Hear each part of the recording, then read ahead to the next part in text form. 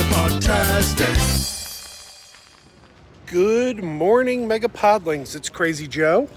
We're back at the old Regal movie theater, where we're about to see Paul Thomas Anderson's latest movie, Licorice Pizza. Let me give you my history with Paul Thomas Anderson. I saw Boogie Nights. That was the first movie of his I saw in the theater in 1998. Thought it was like one of the best things I've ever seen. Absolutely adored that movie. It's still one of my top 10 favorite movies of all time. And after that, I always had to go see his movies. But I haven't really liked them recently. I hated The Master. I didn't care for Inherent Vice. And I didn't see the Invisible Thread? I didn't even bother with that one. So I'm hoping for the best here. I really want to like this because it's been a long time since I've seen a good movie from him. I know a lot of people like The Master. I just don't. But here we go. We're going to check it out. And I was told the other day that videos get more views if they have a sexy title. So this is my sexy review of Licorice Pizza. Let's go in here and check this movie out.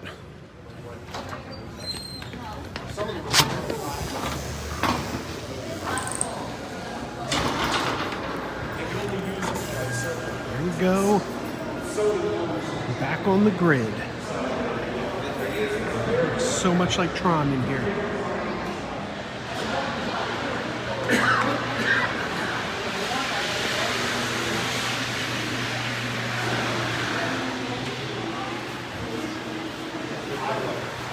We're headed to Theater 20. That's where the movie is tonight. This place is currently bustling with activity and noise. The hand dryers in the bathroom are unusually loud here.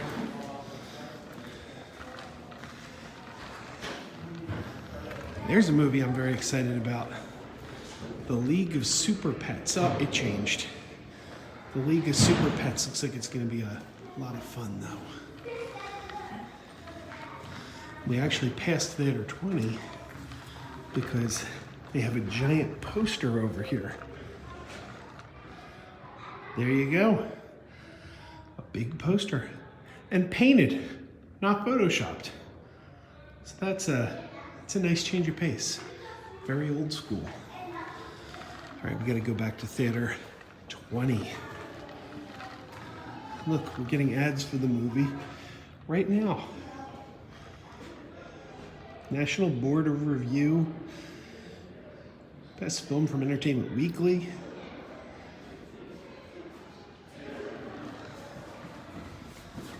It's also on the big screen over here. Suddenly it's everywhere. All right, here's where we're going. Theater 20.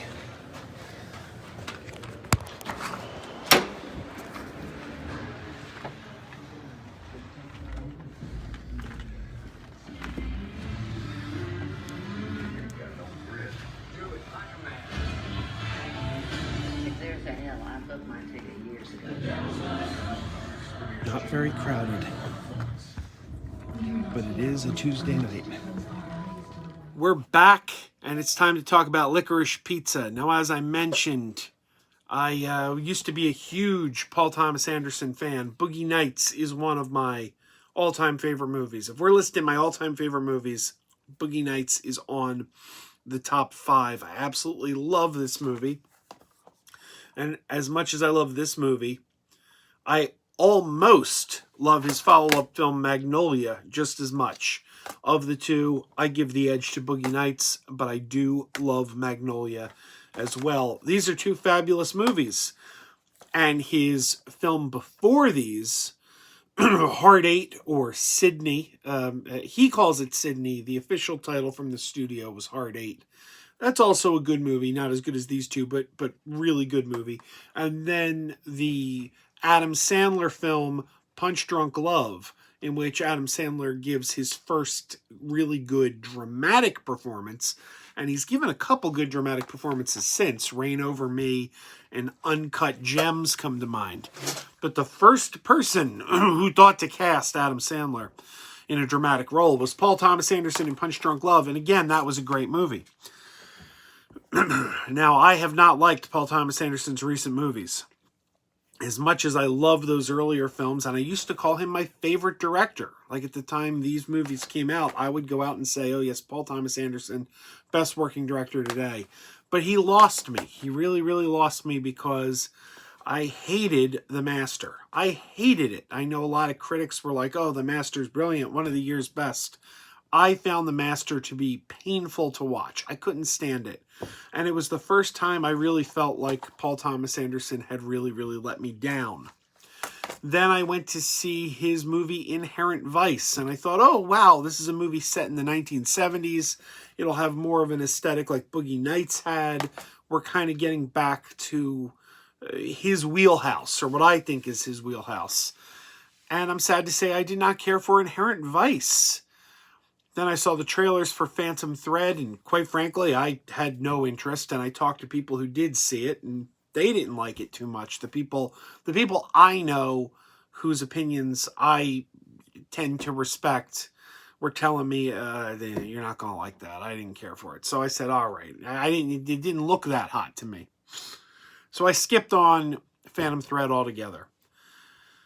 This is the first time I have gone to a Paul Thomas Anderson movie since Punch Drunk Love, and I believe Punch Drunk Love came out in 2003, if I remember correctly. I think it was 2003. So it's been a while. This is the first time I've gone to a P.T. Anderson movie where I could come out and say, I really liked that. I really enjoyed it. Licorice Pizza was a great movie. I will be picking it up on physical disc when it's available, and I would definitely recommend it. But I do have to recommend it with some caveats, because I don't think this is going to be a movie for everyone. In fact, I think a lot of people will not like this movie. I think it's going to be a divisive film for some people. And let me warn you about that up front. Licorice Pizza is a tough movie to review. It's not an easy movie to give a review of, because I can't sit here and tell you what the story is, because frankly, there is no story. There is no plot to Licorice Pizza. It's not a story that goes from point A to point B to point C and has a nice resolution. Licorice Pizza is more of a character study that follows a couple characters through moments in a time of their life, kind of a series of vignettes following these characters that are loosely connected, but we're just kind of watching two characters at a time in their life, not actually a plot. The movie opens with 15-year-old Gary, played by the son of Philip Seymour Hoffman, who is in both of these films and is in Punch Drunk Love and is in The Master, frequent collaborator with Mr. Paul Thomas Anderson. But we get his son in from what I believe is his film debut, playing a 15-year-old child actor named Gary, who has just starred in a movie called Under One Roof, which is clearly based on the real film Yours, Mine, and Ours. They even do like a musical number from Yours, Mine, and Ours on stage.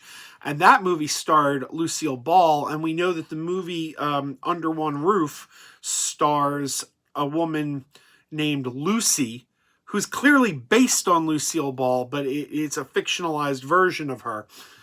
And he's like a kind of a minor celebrity, a child star who's just been in this movie. It's like, I guess it's like if in the mid 70s you ran into one of the kids who played one of the Von Trapp kids in Sound of Music or something. It's like, yeah, you know the thing they're from, and they're certainly, they were in a famous thing, but you might not have been able to name them because they're not the star Julie Andrews is. You know what I mean? I don't know.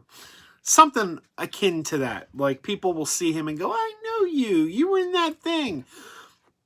But 15-year-old Gary is having picture day at his school where he meets 25-year-old Alana, who is there to help out with the photographer. She works for the photographer, and he's immediately smitten with her. And thus begins this friendship, love story between these two characters who are 10 years apart at age 15 and 25 in the mid-70s. And she is, of course, very, very reluctant to go on a date with him because he's so much younger than her, and he is pushing, and they end up getting something that falls between a love and a friendship that we watch develop throughout time, and it kind of ebbs and flows through different aspects of their relationship during the course of this year. It's interesting. It's entertaining. It's sometimes funny. It kind of weaves around reality, meaning we'll get characters like the character of Lucy, who is clearly based on Lucille Ball, but is not actually supposed to be Lucille Ball. And then you'll actually get Bradley Cooper playing the real-life producer, John Peters. DC Comics fans will know John Peters as the guy who made Kevin Smith put polar bears into the Superman Lives script. Same guy, and he actually is playing the real-life character John Peters in this movie, Bradley Cooper. So it's a little weird because we will get fictionalized versions of celebrities, but we'll also get real-life versions of celebrities kind of intertwining in this film. I really enjoyed this. It does not tie itself off in a neat little ending. I'm brought to mind Ebert and Roper, the old TV show Ebert and Roper. Obviously, it was Siskel and Ebert. Gene Siskel died, and Richard Roper took over as Roger Ebert's co-host. The show changed its name to Ebert and Roper. But Ebert and Roper, in the early 2000s, the movie Lost in Translation with Bill Murray and Scarlett Johansson came out. And they both recommended it. They both liked it. They both recommended it. But they both also said a couple years later that Lost in Translation was the film, the number one film, that people would stop them on the street and chastise them for recommending. People were angry because they would go see Lost in Translation on Ebert and Roper's recommendation, and they hated the film. And if you've seen Lost in Translation, and if you haven't, spoiler alert for a movie that is almost 20 years old now, but the movie ends with an ambiguous ending. Bill Murray whispers something in Scarlett Johansson's ear. We never know what it is he whispers. And a lot of people were angry about that. A lot of people felt they didn't get resolution because they didn't know what was whispered into her ear, which is kind of the point. We as an audience did not need to know what was whispered in her ear. We weren't supposed to know what was whispered in her ear. It was a private moment between those two characters. But that upset a lot of film goers who were like, this movie's garbage. We didn't even know what they said. Well, this movie kind of reminded me of that ending. It's not that somebody whispers something in the ear and you don't know what was said. It's just that this movie kind of has an abrupt stop. Like I said, we're watching a character piece from a moment in these people's lives. And as soon as that moment in these people's lives, or the moment that Paul Thomas Anderson wants to tell us about, as soon as that's over, the movie's done. And there's not like a neat little wrap up. So I do think that's going to upset some people, and some people are going to walk out and go, what the hell was that? That was it? Where's the ending? I do think we're going to get that from some people. So this is going to be a divisive film for, let's say, general audiences. I think there's a certain kind of person that's going to love this movie. If you love the early works of Paul Thomas Anderson, you're probably going to be all over this movie. I do love his early works, and this felt very much like a throwback to his early works, and I personally give a big high five to Licorice Pizza. I like this movie, but I will not be surprised if I hear people complaining about it online and saying, what the hell was that? It's not going to shock me at all, because I do think it's that kind of movie. You're either going to love it or you're not going to love it. There's really probably not going to be any in between. But it definitely gets a recommendation from me.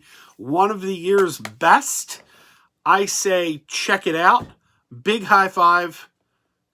Go see Licorice Pizza.